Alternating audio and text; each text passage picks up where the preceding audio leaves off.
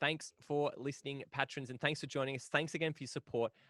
This little bonus patch, I wanted to talk to you guys about sensitive documents. Oh, Sure. Because I remember as a kid, when mum and dad, occasionally there would be particular documents, particular letters that would not be thrown out in the recycling. They would have to go into the fire or through the shredder.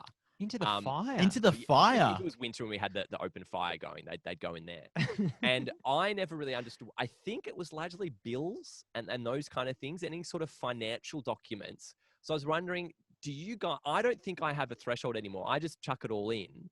About the only thing that I would consider not doing that for, actually, I don't think there's anything that I'm too worried about. Unless there's like maybe a tax document. The thing that I do that really annoys me after I do it, but I have some kind of impulse to do it, Josh, is if I do have a document that has some form of sensitive information, I think it's just maybe my name. Anything, I think my parents told me anything with your name on it, I kind of rip it a couple of times, but not enough that it wouldn't be incredibly easy to put back together. But I don't really get it. My question is, how much stuff are you guys getting on paper that you have to rip up? Like, what are you getting in the post? Like, the only thing I'm getting is John the handyman doing the rounds, going, "Hey, I can fix your roof or fix the seal on your fridge or something." Well, this used to be more of an issue back, let's say, 10 years ago. It was more like, bank statements, credit, and I didn't have a credit card, but anything bank related, tax documents from the government, maybe a license thing, an insurance form, those kind of things. Isn't mail just an incredibly flawed system? Like sensitive documents sitting in a box, and the implication is, and it's implied that no one else looks in your box. No. This is my box, not for your prying eyes. The thing that I'm amazed at is that I'm trying to think, what was the cheapest mail when I was younger? Like, how much was a stamp? Like, what was the cheapest stamp? 5 cents, isn't it? 5 cents is the cheapest, right? No, it surely wasn't 5 cents when we were younger, was it? That's fucking mental. I reckon. I, for some reason, I think it would have been less. 2 cents a stamp. I thought it was 2-cent stamps. That's Yeah, ridiculous. I reckon it's 2.5. 2.5 cent stamps. 2.5. Josh has got into half increments. 2 and 6 pence. Yeah, because you go 2.5. 2 of those is 5. 5 and 7.5. 10. Do you know when they refer to like tuppence and quarters and dimes and nickels, what they're referring to? Tuppence-ware. But Christian, you were bad-mouthing mail. That mail's incredible. Like, you can now it's $1.10 to send mail anywhere in Australia. That is amazing. What? Yeah, that's bizarre. When you think about the logistics behind that, that is bizarre that $1.10 covers it. Idiots. Anyone still sending mail, you're an idiot. It's just such a pity. It's such a male-dominated environment. Great. Really good. Thank you so much. Just to go back to the sensitive documents quickly, though, one thing that I really wanted to tell you guys, which I don't think I've ever told you, one of my old housemates, great guy, Andy, he had some sensitive documents once. And I'll tell you how he disposed of his sensitive documents. He didn't have a shredder. He didn't put it in a fire. He tore them up and put them in the toilet. Great idea. It's a great idea. You'd want to What is good about that idea? Wait, did he also go to the toilet on top of? No, because you know how I know? I went into the toilet. It was filled with ripped up paper. That's so good. I think that'd be quite cathartic. Defecating on sensitive documents, though. Sensitive documents. I think that'd be amazing. But the reason why we're not so concerned about it is because all of our information is in the cloud, isn't it? Like it just is. It's all there. And if anyone wants to access it and has the means to and the password, they can. You're one bad password away from someone having access to all that stuff versus someone physically going through your rubbish. I guess that's what it is now, because you can't, well, no, I'm not going to say you can't, but it's difficult to steal someone's identity if you've just got their name and address. You mean physically? Yeah, well, you're not going to steal their identity physically. Well, nowadays, very realistic mask. Nowadays it is. I mean, I have never felt more privileged in my life. Speaking of authenticating things, never felt more privileged than when you come back from overseas as an Australian citizen, and all you got to do is you got to look at a thing and then you're in the country. I literally need to look. How privileged is there ever been more white privilege than looking at something and getting heaps of benefit from it? But don't forget, Dion, that thing's looking back at you. Yeah, that's true.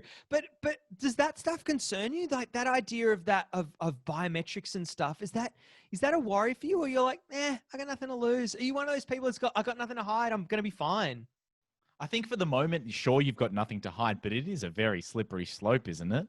Oh, it is. And we'll go into that next week's patent. Well, the biggest thing is just trade-offs, right? Like you're just deciding what you want to trade off. There's convenience to it, but you give up a little bit of something else. But I still don't think the idea of sensitive documents, like I don't know what I could give away in my rubbish, in my recycling, and where that ends up, that it becomes a concern. And I don't know what my parents thought that was. Why aren't redacting pens more of a thing? Or You just mean permanent like markers? black permanent markers. Do you reckon there is a redacting? Do you reckon a redacting pen is different from a permanent marker? Yeah, it's a blackout pen. You just Do you reckon a redactyl belongs in the Jurassic era? The other thing, like when I worked in government for a couple of years, and I got a security clearance. I think it was a secret security clearance, and man, there's is that nothing the like official title of it? It's called secret, yeah. And then There's top secret there's above top that? secret, yeah. Oh, And wow. was it need to know after that? No, I think it was needs to know after that. Secret, top secret, needs to know. Yeah, need to know is a level of How do they judge that? Oh, he doesn't need to know. But the coolest thing ever was seeing those sensitive documents that had secret on the top. And you're like, oh, that's so great. That's so great. Were they for your eyes mostly, or? But yeah, So- I haven't done anything with the, like, I don't do anything with those documents. I think I just chuck them out. But like, yeah, what are we getting that's secret? Nothing interesting. I think, yeah, it's just dwarfed by all of the cloud stuff. Did you understand when you were reading those secret documents? Could you see why they were secret? Or you're like, I don't get it. Oh, well. Oh, that's a good question. I think I was so overwhelmed that I got this clearance, and I was like, I can't even remember whether I was authorized to read them or carry them or something. But I remember reading one that I was meant to read. And yeah, it was kind of like, oh yeah, that's pretty great. That's pretty secret. That's pretty great. That's pretty Quick, secret. got to flush it. Yeah. I mean, I need to know that, but someone else doesn't. We also need someone with very special poo to shit on this one. Have you guys ever used a shredder?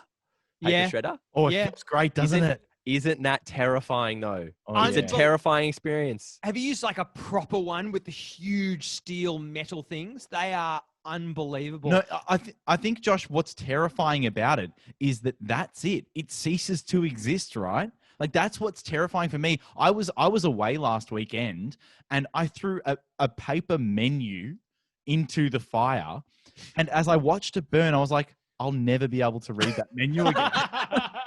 That's it. But sometimes when I think about those massive shredders, or I just bought a NutriBullet. Nutri. Yeah, isn't it called NutriBullet? NutriBullet. Nutrigrain. Sorry. Nutrigrain bullet. They can pack them into bullets now. But I just bought one of them and like turned it on for the first time. Oh my God. Do you guys ever think if my hand was in there for a millisecond, I'm absolutely fucked and it would be so painful and my life would be destroyed? It's amazing to think. This isn't really appropriate for a comedy podcast, but my dad has an amazing story. He grew up in the country on a farm, and he was picking some oranges one day. And basically what you used to do is pick oranges and pop them into this massive contraption that would sort the oranges and put the good ones, through, and the bad ones would fall off. And anyway, he, for some reason, got his hand caught in the mechanism that would pull the oranges through, the good ones through. And he had a split second where it got caught. His hand started getting fed through the machine. It just so happened that one of his neighbors happened to be walking by, sprinted over and hit the emergency stop, which was on the other side of the machine. And Dad had constructive surgery in his hand. It ended up looking fine.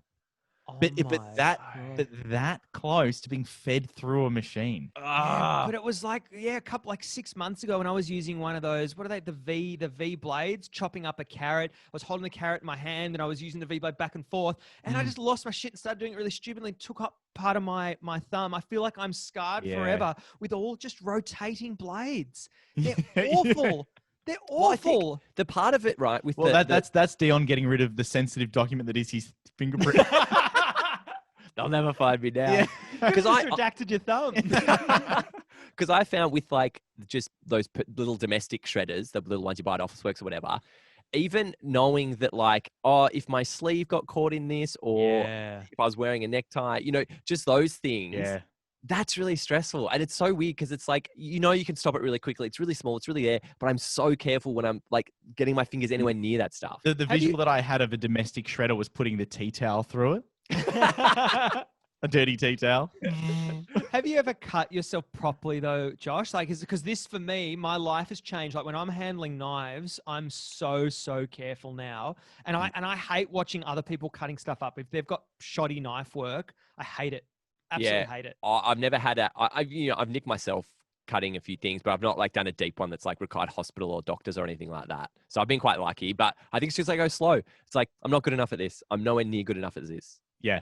Yep, absolutely. All agreed. Be careful with knives and keep your documents sensitive and safe. Well, yeah, a little bit of a change in tune for one of your bonus patches. So thanks so much, Patrons, for everything, throughout this time. It's been a pretty trying time for us, and I'm sure it has been for you as well. So hopefully we've brought some joy into your lives. I'm going to take a little break from Patchwork for a little bit, but we'll send you out an email. If we haven't already, we'll send you out an email with how we're sort of going to make it up to you. Yeah, we're calling it a mid-season break. It's not going to be too long, but we're not sure when we're back yet. Yep. So thanks so much for your support. Really, really appreciate it. And keep those sensitive documents safe and defecated on.